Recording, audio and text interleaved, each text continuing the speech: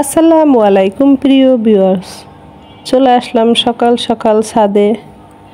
প্রাতঃভ্রমণ স্বাস্থ্যের জন্য খুব উপকারী, এইটা ছোটোবেলা জন্মের পর থেকেই শুনে আসছি। আসলেও সত্যি কথা, এটা হাঁটাহাঁটি না করলে শারীরিক সুস্থ, ব্লাড সার্কুলেশন এগুলো কিছুই হয় না। তো যার যেমন হাতে সময় থাকে সেই সময় নিয়ে এরকম করে একটু হাঁটাহাঁটি করা উচিত প্রতিটি মানুষের। আর যেহেতু সামনে শীত আসছে, তো প্রতিদিন সকালবেলা একটু এরকম হালকা রোদ না লাগালে শীতের দিন শরীরটা ভালো যায় না। এমনিতেই শীতের দিনে শরীর ঝিমানো আসে বেশি, ঘুমের জন্য ঝিমঝিম করে, কিন্তু রোদ না লাগালে শরীরে এক ধরনের ফাঙ্গাস জমে। যারা রোদ না লাগাতে চান তারা বোরের মিষ্টি রোদটা তো অন্তত লাগাতে পারেন। সবুজের মাঝে কত যে ছোঁয়া আছে শারীরিক সুস্থতার, তা কি বলবো। শহরে বসে আমরা তেমন পাই না, তো কি করব, ওই যে সকালবেলা চেষ্টা করি সকাল সকাল রোদের তাপ নিতে, গাছপালা থাকলে তার সঙ্গে মিলেমিশে থাকতে। কারণ আমরা গ্রাম বাংলার খাঁটি বাঙালি, গাছপালার ভিতরে মানুষ হয়েছি। এগুলো না থাকলে আমাদের দম এমনিতেই আটকে যায়। যাই হোক, ছাদে উঠেছি, দেখুন কত রকমের ফসলাদি হয়ে আছে। আর এই হিমেল হাওয়া বইছে, মৃদু রোদ, মিষ্টি মিষ্টি, গাছপালা যেন কান্না শুরু করছে। কারণ হইল গাছের পাতা এখন সব ঝরে পড়ে যাবে, তো নতুন আবার পাতা আসবে। তো একটা জিনিস অনেক দিন থাকার পর চলে গেলে যেমন খারাপ লাগে, গাছেরও তো এরকম কষ্ট হয়। হয়তো আমরা বুঝি না তাদের ভাষা, কিন্তু গাছ কিন্তু কথা শুনে, বুঝে। যাই হোক, এটা আমার মতো করে আমি বললাম, কার মতো কত জানি না। চারিদিকে দেখুন মিষ্টি রোদ আর মিষ্টি রোদ, তার ভিতরে হালকা হিমেল হাওয়া বইছে। একটু একটু শীত লাগছে, সকাল 7টার বাতাস এমনিতেই একটু ঠান্ডা। এর ভিতরে হাঁটাহাঁটি করে একটু রোদ নিয়ে তারপরে সংসারের অন্যান্য কাজ করব। পাখিরা আপন মনে আকাশে উড়ে বেড়াচ্ছে, না আছে চিন্তা ভাবনা, না আছে কোনো রকমের বিপদ, আপন মনে উড়ে বেড়াচ্ছে। যত দুঃখ কষ্ট, যত ভয় ভীতি, সাংসারিক চিন্তা ভাবনা, উত্থান পতন সব মানুষের বেলায়। দেখুন গাছেরও কিন্তু কোনো টেনশন নেই।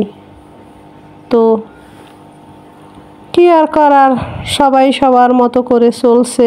মানুষগুলোতে এমনিতেই রোবটের মতো সারাদিন পরিশ্রম করে, শান্তি বলেই নেই। সেখান থেকে চেষ্টা করে হলেও কিছুটা শান্তি বের করতে হবে। জীবন চলার মাঝে এরকম অনেক অনেক কষ্ট করে মানুষ দাঁড়ায়, সব মানুষগুলোই। তো আজকে এই ছোট পরিসরের ব্লগটি আপনাদের মাঝে শেয়ার করছি প্রিয় ভিউয়ার্স, আশা করি অনেক ভালো লাগবে। আমি তেমন বানিয়ে কথা বলিনি, পারিপার্শ্বিক দিয়ে আমি বুঝিয়ে বললাম আর কি। আজকে সকালের রোদটা এত সুন্দর মিষ্টি, কি বলবো। না আছে রোদের অতিরিক্ত তাপ, না আছে হিমেল, মাঝামাঝি। সবুজের মাছ থেকে আবার সবুজ বাজারে চলে গেলাম একটা জায়গায় জুমের বাজার কিনতে। পাহাড়ি জুম চাষের শাকসবজি একটু সুস্বাদু বেশি, কেন জানি না। ওদের খাবারে স্প্রে একটু কম পাওয়া যায়, আর ওরা না তরতাজা প্রতিদিন নিয়ে আসে। যদি বাসি হয় তাও স্প্রে দেয় না, ওইভাবে থাকে, শুকিয়ে গেলে ফেলে দেয়। কিন্তু প্রথম যখন নিয়ে আসে এরকম রাস্তার পাশে বিক্রি করে চড়া দামে, কি বলবো। তা এইটা দিয়ে আমাদেরগুলো কিনতে পারা যায় অনেক, কিন্তু ওই যে খেয়ে একটু অভ্যাস করেছি, সুস্বাদু তৃপ্তি পাই, সেজন্য এখান থেকে নেওয়া। না হয়তো নাই, নিতাম না। আমাদেরগুলো এর চেয়ে ভালো ভালো দেখতে হয়, কিন্তু খেতে সুস্বাদু না। আর নিয়েছি ডিম। ডিমগুলো আমাদের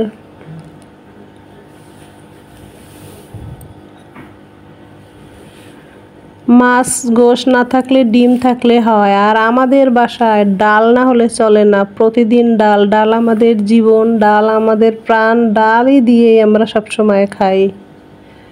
তো দেখুন, পাহাড়ি সবজির থেকে আমি এই সবজিটা নিয়েছি। আমি রাতের বেলা সেদ্ধ খাবার খাই, সেজন্য বরবটি, বেগুন আর আলু অল্প একটু চাল দিয়ে সেদ্ধ করে খাই, কারণ প্রতিদিনই তো ঝাল মশলা অনেক খেয়ে ফেলি। সেজন্য রাতে এরকম হালকা তেল মশলা ছাড়া খেলে পেট ভালো থাকে, স্বাস্থ্যটাও ভালো থাকে, ঘুমটাও আরামসে হয়। আর বেগুন খেলে ঘুম হয় আমার, কার কেমন হয় জানি না। তো এখান থেকে সামান্য টমেটো, ধনেপাতা দিয়ে একটা মাছ রান্না করব একটু ঝাল ঝাল করলে দুপুরবেলা খাওয়ার জন্য। আর এটা হয়েছে বাসা মাছ। বাসা মাছ আলু দিয়ে হাতে মেখে টমেটো, ধনিয়া পাতা, লেবু পাতা, রাঁধুনি, আদা রসুন জিরা বাটা দিয়ে মেখে অল্প পরিমাণ পানি দিয়ে তারপরে এরকম মাঝারি আছে জাল দিয়ে নিচ্ছি। এইটা খেতে এতটা সুস্বাদু কী বলবো। আর ধারণ ক্ষমতার চেয়ে যদি কোনো কিছু বেশি হয় তখন এরকমের উপসে পড়ে। চাল যা লাগবে তার থেকে বেশি দিয়েছি, এখন উপসে পড়ছে, ভাত কিন্তু হয়নি, কি আর করার। এর সঙ্গে একটা ভর্তা খাবো, গরম গরম ভাতের সঙ্গে একদম চরম ঝাল দিয়ে ভর্তা খাবো। এই ছোটো মরিচ দিয়ে পেঁয়াজ রসুন দিয়ে সেদ্ধ বসিয়েছি। আর ভর্তাটা খাবো একটা মাছ দিয়ে। মাছটার নাম হলো ফাইসা শুটকি। গরম পানিতে ধুয়ে ফ্রেশ করে আঁশ ফেলে এই যে এতটুক হয়েছে। এখন এইটা ওই মরিচ আর রসুন পেঁয়াজের সঙ্গে সেদ্ধ করে নেব। এইটা কিন্তু কোনো রকম তেল আর ব্যবহার করব না, আর মশলা তো নাই। তো এটার সঙ্গে সেদ্ধ করে শিল পাটায় বেটে ভর্তা খাবো। আর এইটা খেতে প্রচুর ঝাল, এতটা ঝাল কি বলবো, নাড়ি বুড়ি ছিঁড়ে যাবে, তবুও সুস্বাদু। আর কাঁচা ঝালে ক্ষতি হয় না। আর ওই যে বললাম ডাল জীবন, ডাল আমাদের মরণ, ডাল ছাড়া চলবে না। এই দেখুন ডাল সিদ্ধ বসিয়েছি, ডালে দিয়েছি আদা রসুন জিরা রাঁধুনি বাটা, আর দিয়েছি কাঁচামরিচ পেঁয়াজ রসুন কাটা, আর দিয়েছি পোলাওয়ের পাতা টমেটো দিয়ে সেদ্ধ করে শুকনা মরিচ রসুন জিরা সরিষা দিয়ে আবার ফোড়ন দিয়েছি। ব্যাস হয়ে গেছে ডাল রান্না।